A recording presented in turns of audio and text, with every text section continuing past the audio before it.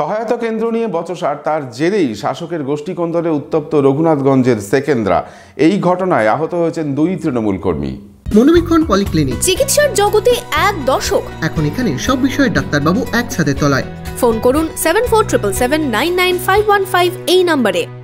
লোকসভা ভোটের আগে তৃণমূলের 2 গোষ্ঠীর কোন্দলে উত্তপ্ত রঘুনাথগঞ্জের সেকেন্দ্রা। আহত হয়ে হাসপাতালে ভর্তি 2 তৃণমূল কর্মী। পুলিশ গিয়ে পরিস্থিতি নিয়ন্ত্রণে আনে। জানা গিয়েছে, রঘুনাথগঞ্জ 2 নম্বর ব্লকের সেকেন্দ্রার লালখানদিয়ার গ্রামে কয়েকদিন ধরেই চলছিল সহায়তা কেন্দ্রের ক্যাম্প। রবিবারই ছিল সেই ক্যাম্পের শেষ দিন। এই ক্যাম্পে 100 দিনের শ্রমিকের টাকা ফেরতের ফর্ম ফিল আপ চলছিল। অভিযোগ, এ নিয়েই এদিন সকালে এলাকায় 2 গোষ্ঠীর মধ্যে সংঘর্ষ বাধে। এতে আহত হন তৃণমূল কর্মী ও ইসারুল শেখ। এই ঘটনায় উত্তেজনা ছড়ায় এলাকায়। তৃণমূলের কোন্দলের জেরেই এই ঘটনা বলে স্থানীয় সূত্রে খবর। তৃণমূল যারা করে তারা এরকম ন্যাক্কারজনক ঘটনা করতে পারে না।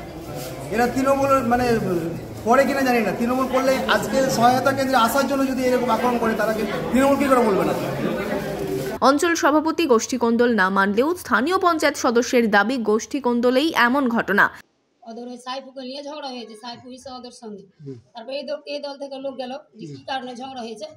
তখন এবার ওরা একজনকে ফেলে খুব রোডে মারতে লেগেছে। তখন এরা এবার এখান থেকে যে 2 দলে মেরপিট হয়েছে।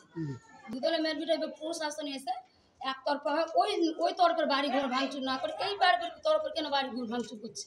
এই ঘটনায় পুলিশ বেশ কয়েকজনকে আটক করেছে। ভোটের আগে এই হেন ঘটনায় উত্তেজনা ছড়িয়েছে এলাকায়।